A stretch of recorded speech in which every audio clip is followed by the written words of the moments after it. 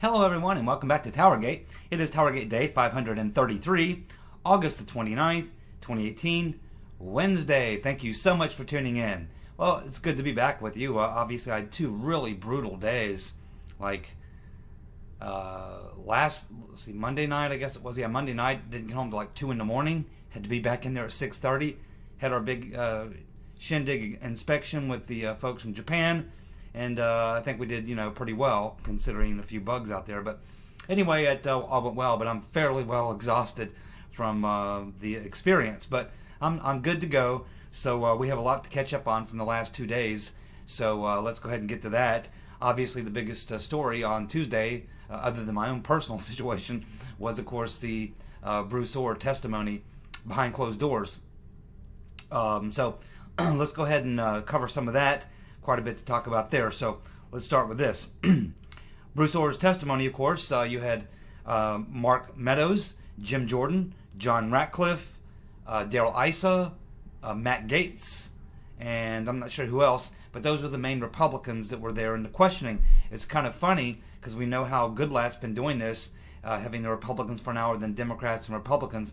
As it turns out, the Democrats, they're not even sending actual Democrats, or not even attending any of these depositions or Q&A sessions at all. There were none at Bruce Ohr. They sent in staffers, some Democratic staffers. So this just shows you that they don't want to have any role at all to play in this. They don't want their names associated with it, basically. So that's how that's going. So it appears that here's the main points to take away from Bruce Ohr. Bruce Ohr seems to have a bad memory. Yeah, that's the same problem that Rotten Reverend Clinton and Loretta Lynch and a lot of the other people seem to have, a very bad memory. Or, we have learned, contradicted ABC's report that he was acting alone. Because Ohr did inform the committee that other FBI officials, DO officials, were aware of his activities and his conversations with Christopher Steele, as well as other people possibly at Confusion GPS, and of course we know his wife, who was working at Fusion GPS. It appears that Ohr provided testimony that conflicts with Glenn Simpson of Confusion GPS and Lisa Page. These testimonies, of course, are all under oath. So John Radcliffe says that they will re-interview Simpson and Lisa Page to find out who lied under oath. And I think there's a good chance that what little power they have, they just might use to enforce against these people to try to find out who's lying and to try to get them to tell the truth. So Chuck Ross of the Daily Caller is also reporting that the FBI leaked false stories to the media to get FISA warrants. The FBI leaked false stories to the media to get FISA warrants. Well, I don't find that to be a new revelation, but I think he's talking about, in general, this was a practice that was going on. He's of course learning this from this FBI agent, Jonathan Maffa, who apparently told Congress on Monday that the FBI has used leaked stories to obtain FISA warrants. And so Mark Meadows had tweeted this out. And also we know that the FBI is denying this. I'm not sure how they can deny this. It's already been proven. I mean, that's what the whole thing with Andy McCabe was all about. So Meadows says that Congress has the email and texts, and it, of course, was in the Inspector General's report. Inspector General Huckleberry Horowitz. It was also, like I said, the main reason that McCabe was investigated and later fired for lying about putting Lisa Page up to writing those fake news stories, which she then leaked to the Wall Street Journal. We have Matt Yates saying that Bruce Ohr was not refusing to answer questions, but was having memory issues. It appears he also had 2 personal lawyers and 2 DOJ lawyers with him. It appears that there are discrepancies between Ohr's testimony and the testimony of Lisa Page and Glenn Simpson. Bruce Ohr, of course, knew there were credibility issues with the dossier before it was used to get the FISA warrant on Carter Page. We're talking about the first FISA warrant. So here we have one of these people on the committee, I assume this is Matt Yates, saying that Ohr himself admits that there was credibility issues with the dossier, but they used it anyway to get the first FISA warrant, and that would have been Sally Yates, silly Sally Yates.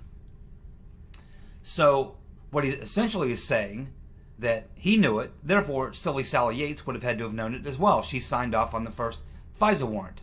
So that would basically tell us that not only did Bruce Ohr know that there were credibility issues with the dossier in the first FISA warrant, Sally Yates had to know it too. She's the one that signed off on it. Unless Bruce Ohr was BSing her and she didn't check on it or didn't, verify it. But I would assume if Bruce Ohr, now that silly Sally knows that it's a discredited document, that she would have had something to say about Bruce Ohr. She would have come out and said, well, he deceived me. I thought it was all legitimate stuff. I asked Bruce and he said it was all good. But now he's saying in this committee, under oath, that they knew there was credibility issues. Silly Sally Yates has never come out and made that statement. But it appears that the statement that came out from ABC News a few days ago, that Bruce Ohr was working alone, turns out to be BS. John Radcliffe on Fox News, he says none of the four FISA applications signed by silly Sally Yates, Comey, McCabe, and Rodenstein mentioned Bruce or Nellie Ohr. Not a single one of them mentioned Bruce or Nellie Ohr. And Radcliffe is one of the 3 people who read those FISA applications. So this information was purposely withheld from the FISA court, which is, of course, a criminal act. A criminal act. If you have information like this, you are obligated by the FISA court and also by the Woods Amendment, you are obligated to make sure that information is in the FISA warrant, and it was not in the FISA request or the FISA application. That is a criminal act. Bruce Ohr, this is according to John Radcliffe, Bruce Ohr had over 60 contacts with Christopher Steele. His wife, Nellie, worked for Fusion GPS. None of that was in the FISA application. Again, a crime. So Radcliffe said that he wanted to know who at the DOJ and the FBI knew about Bruce Ohr's contacts with Steele. And for those that did know, when did they become aware of it? All 4, Yates, Comey, McCabe, and Rodenstein, swore to the FISA court under oath that they were giving full and complete information about the dossier. You can't be giving full information about the dossier and not disclose that the number 4 man at the DOJ, who works right under Silly Sally, who signed off on the first one, was meeting over 60 times with the alleged author of the document, and that your wife worked for the company that was contracted to hire Christopher Steele to put together the dossier for a political campaign of the opposing party. That's an awful lot of things to leave out of an application that's obligated to be there. And why didn't they discover this in the Woods process? Because even after they do all this, there's one final step, and it relates to the Woods Amendment, where you actually have to have other people, a group of other people from the DOJ, look at it and verify it. So what, they missed it all too? Something so obvious? Come on, folks. They didn't miss a thing. This just shows you how deep the conspiracy is. And like I say, a lot of people are going to jail. Dozens of people are going to jail. Every day, more and more comes out. Bruce Ohr is just one of many people who will be deposed time and again, probably over and over again. They'll hear from more and more of these people, and they'll eventually get enough. They'll issue a report. It'll all come out. Hopefully by then we'll have a attorney general who will prosecute the case, prosecute the perps, and then we'll really be cooking with gas, my friends. People are going to jail, and a lot of them. Radcliffe also said that in sworn testimony, Rodenstein told members of Congress that he had no knowledge that Bruce Ohr was involved in the Russia investigation or even had permission to be working on the investigation. That's Rodenstein who signed off on the fourth warrant, and he certainly should have known. By the time they signed off on the fourth warrant, we all knew pretty much who paid for the dossier. We knew what it was all about. There's no way Rodenstein should have signed off on that. No way. And he too knows that there was nothing in the application about Bruce or Nellie Ohr. And he, I'm certain, knew about Bruce and Nellie Ohr. So he too signed off. All four of these people need to be going to jail. They lied to the FISA court purposely. And now they've probably lied under oath. I think we're going to find out that Rodenstein did know about Bruce Ohr. How would he not? I mean, even if you just learned that Nellie Ohr working at Fusion GPS, and then, I mean, it wouldn't take you long, I wouldn't think, for someone around Rodenstein to say, oh, by the way, you know, her husband is a number 4 guy at the DOJ. Wouldn't take them long to start asking a few questions and figuring that out. Unless Rodenstein literally got the fourth FISA warrant, passed to him, and he said, oh, a FISA warrant on Carter Page? Okay, good. Signed off on it. Expedite. There's no way he could have spent any time at all. Him or any of the people working under him, there's no way Rodenstein could have looked into this at all and not discovered this stuff. There's no way. He just didn't look at it. He just didn't read it. He signed off on the warrant. To hell with it. There you go. That's what happened. Remember, when he was asked about it, he wouldn't talk much about whether or not he read it or not. That's when he went off into that, you know, diatribe about, oh, well, before a FISA warrant comes ahead, it was like the fourth one, it was a renewal. Many other people have looked at it, blah, blah, blah, blah, blah. Basically to say, oh, well, there was no need for me to look at it because every other people had looked at it. That's not how it works. Everybody who signs off on that FISA warrant independently is required to read the damn FISA warrant and to understand what it's saying. And Rodenstein failed to do that. Now, I think he's lying. But whether he's lying or whether he was incompetent or derelict, doesn't matter. It doesn't matter. It's still a crime. The question is it 1 crime, 2 crimes, or 3 crimes? We also learn now that China hacked the Rotten Reverend Clinton server. The FBI was notified, but they refused to act. A Chinese company in the District of Columbia hacked the Rotten Reverend Clinton's illegal unsecure server and obtained her emails in real time. Peter's been stroking us, was notified about the breach, but he did nothing. The intelligence inspector general, would have been the inspector general over, I guess, the CIA, investigated the investigators from the inspector general's office for the inspector general of the Intel committee, or the Intel community, I'm sorry, the CIA, their inspector generals, 2 of them, Frank Rutker and Jeanette McMillan, briefed Peter's been stroking us and others at the FBI about this breach by China. No action was taken, even though they explained that it just wasn't a simple hack. China actually wrote the program language and placed it on the Rotten Reverend Clinton server. And the program that they put on her server automatically sent everything, every email, and everything that was on her server, which would have included those BlackBerry texts and everything else, put everything in real time back to China, or probably to this Chinese firm in DC. So they actually wrote a program which gave them real time the emails and whatever else was on the Reverend Clinton's illegal, unsecure homebrew server. And Peter's been stroking us, and other people at the FBI were briefed on it by CIA IG people, 2 of them, and nothing was done.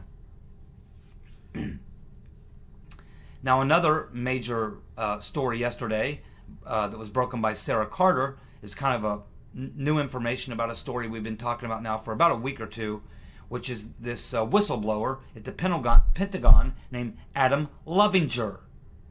So Sarah Carter's article, and you can read it, it's sarahacarter.com. It's kind of a long article, but I'll just hit you with a few of the main points. Sarah Carter spoke to Lovinger's lawyer. And of course, this lawyer is representing him in a lawsuit that he has filed. Lovinger's lawyer says that it was a setup. Imagine that. A lot of people claiming setups. Misfit says he was set up. Papagalopoulos said he was set up. Page thinks he was set up. Everybody apparently was set up. So Sarah Carter has learned that Halper was involved in Operation Crossfire Hurricane as a confidential informant. So he's essentially an intelligence source, CIA, British intelligence, but he got, I guess, passed over to the FBI.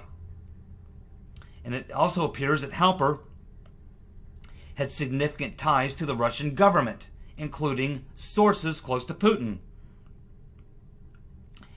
Halper worked with senior Russian government officials and also accepted money from Russian government officials who are close to Putin. That is a crime.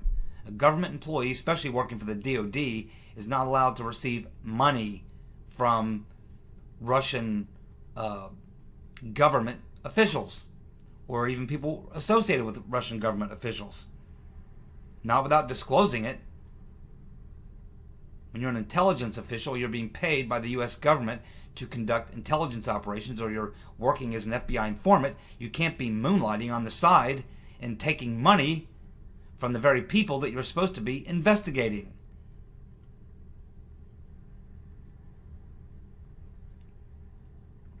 One of these individual Russian sources was this ambassador, Vladimir Trubnikov, T-R-U-B-N-I-K-O-V, Vladimir Trubnikov. In May of 2015, Trubnikov taught a course with Halper at Cambridge. Yes, that's right, at Cambridge. The very place that both Mifsud and Papagalopoulos were welcomed into at about this same time, a year later. It's almost like Cambridge was used as like a place to conduct intelligence operations. You know, you bring in these like Russian people. Then, if you want them associated with someone to frame them, you simply bring in a guy like Papagalopoulos or Carter Page or Michael Flynn, and you introduce them or bring them into the Cambridge Society, where you have Russians, which you've invited in, and now you can easily say, hey, these guys were part of this Cambridge community where we had these Russians. Yeah, because Halper and his buddies all brought them all in together. Put them together. Set up indeed.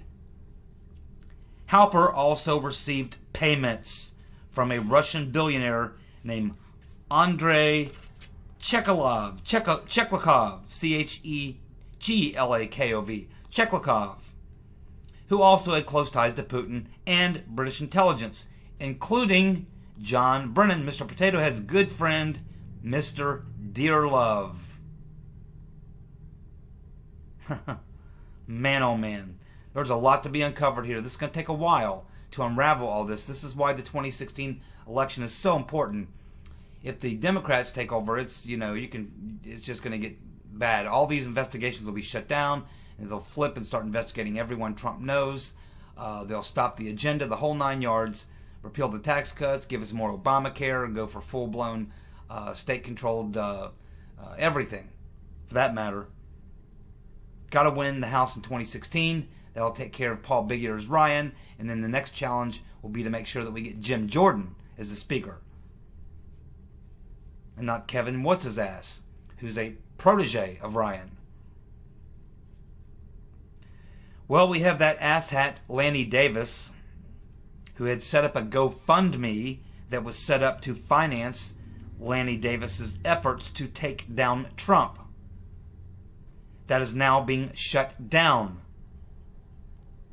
He had received $150,000 in donations. It was Lanny Davis that told CNN that President Trump knew about the Trump Tower meeting. Lanny Davis was the source of the CNN story. He has now backtracked. So now all those donors want their money back. Big time backfire. Keep in mind, Lanny Davis is a mouthpiece for the rotten Reverend Clinton. So the question you have to ask is, did Lanny Davis do this on his own? Jump in there and offer to be a confidential source to CNN and give them fake information so that they could put it on their fake news. CNN still has refused to correct the record. They're still staying with the story. Did Lanny Davis, was he put up to it by the rotten Reverend Clinton? Or did he do this on his own? He's a close confidant of the Clintons. Very close. Back when Clinton was president, back in the early 90s, it was Lanny Davis that they would send out every Sunday morning on the Sunday morning talk shows to defend Slick Willie and all his crimes. Uh-oh. Bruce Ohr has confirmed that it was he that gave the dossier to the FBI. Yeah, why not? Along with everyone else, including Senator Magoo, Christopher Steele, was giving it to the FBI in Rome. He was sending them copies of it as well. You had Glenn Simpson passing it off to media organizations who were then passing it off to people inside the government. Who wasn't passing the damn dossier to the FBI? Who wasn't? I mean, Brennan was going over and briefing Harry Reid, and Harry Reid was then leaking to the media. Then the FBI was using that. Everybody was leaking the damn garbage. And where was it all coming from? Home cooked, my friends. Home cooked.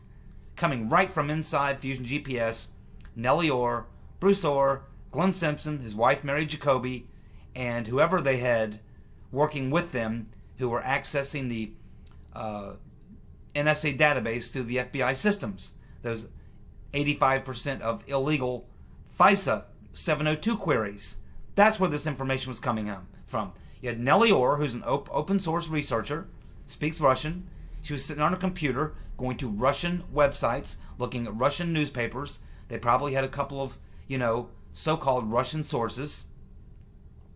Putting all that together, Glenn Simpson and Mary Jacoby, of course, did all their research years ago when they were focused on the lobbying that was going on with Washington insiders lobbying Russians, and they focused on Paul Manafort. He was the poster boy for the stories they were writing when they were working at the Wall Street Journal. So they obviously took all that background data that they had, they mixed it with the stuff that Nellie Ohr was pulling from her, her Russian open source material, newspapers and things and such.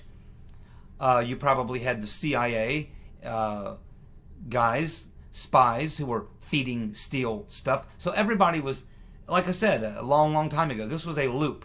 Steele was the launderer. He was the man who laundered the intelligence. They had 3 or 4 different sources, all inside cooking, who were getting information, funneling it to Steele. Then Steele was simply putting his name on it, turning it around, and giving it to the FBI. Christopher Steele was operating as the turnstile, as the laundromat, and the launderer. And the reason that they had him is because, of course, they could use his credibility to sell the dossier.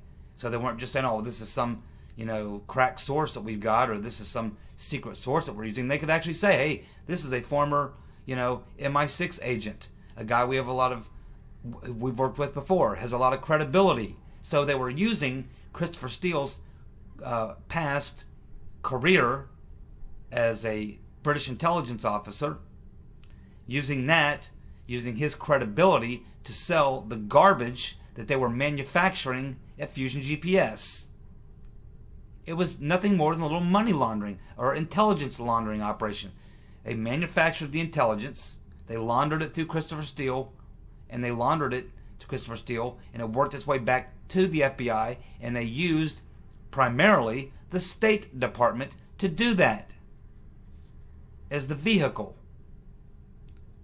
Christopher Steele driving the State Department bus right into Washington, dumping the dirt right there where it originated. A lot of it, the background material coming from the illegal 702 queries. My oh my, what an operation, man. This is so freaking illegal. I mean, a lot of people, my friends, are going to jail. Not just on this side of the water either, Mr. Steele. And some people probably active in British intelligence. Not just, remember, this wasn't just former British intelligence officials. He was sharing this information, and he was having regular contact sharing this information with official British intelligence government sources, as well as their, dark operators, such as Mr. Downer, working for a private intelligence firm like Christopher Steele's. Mr. Halper. Mr. Misfid, likely. He was probably set up. He was used. A lot of people were used and set up in this deal because it was a laundering operation. And the idea is to create dirty laundry, and then you got to clean it. So you want a clean truck driving it to the delivery point. You want a cleaner to be the name of it. I mean, it's a whole cleaning operation. And so you clean every aspect of it. The delivery man, the guy who does the cleaning, the guy who owns the laundromat, the whole 9 yards. It's all got to be a clean setup. And that's what they had going. And it would have sufficed to have gotten him through to destroy Trump and make sure Hillary gets elected.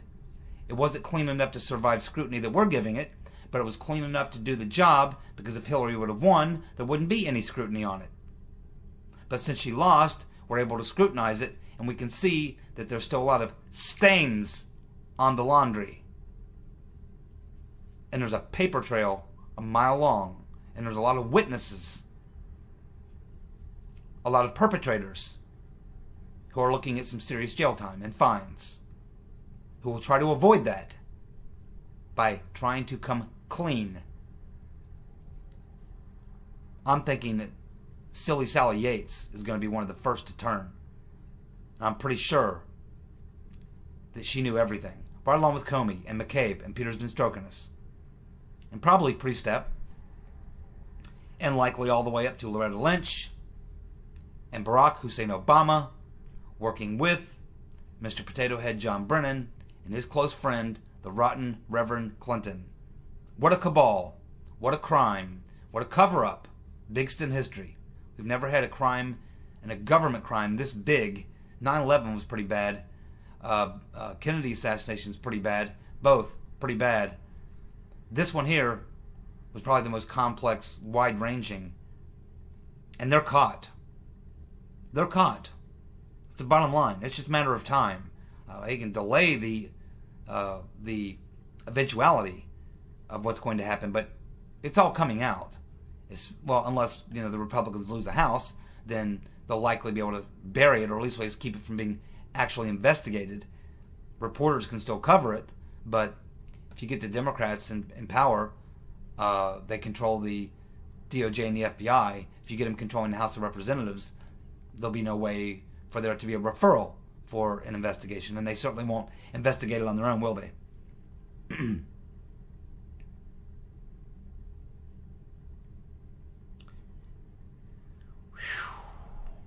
Daryl Issa says that Bruce Ohr told the committee that he had multiple sources at the FBI and that he handed elements of the dossier onto various people, but he would not name them. But Issa says it's quite a list.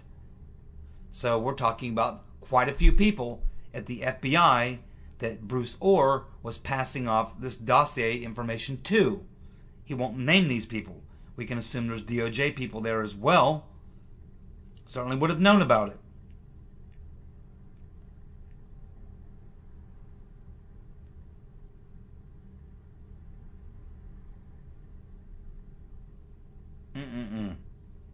Unbelievable. So this pretty much kills the ABC story that they did a couple days ago. They said he was acting alone.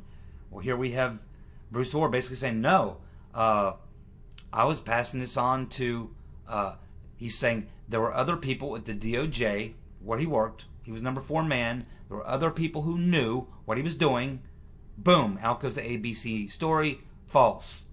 And here we also have him saying that there were multiple people at the FBI that he was turning this over to. Finally, success on the NAFTA deal with Mexico. NAFTA is dead with the Mexicans. The Mexican government and our government have reached an agreement. The NAFTA deal with Mexico is dead, and we now have a new deal, a good deal. One is good for America. This leaves Trudeau over in Canada screwed, because we still have the old NAFTA deal with Canada, and of course Trump's got the sanctions on. This is going to force the hand. There's really nothing more that Trudeau can do in Canada. It's just a matter of time. How much pain will he take?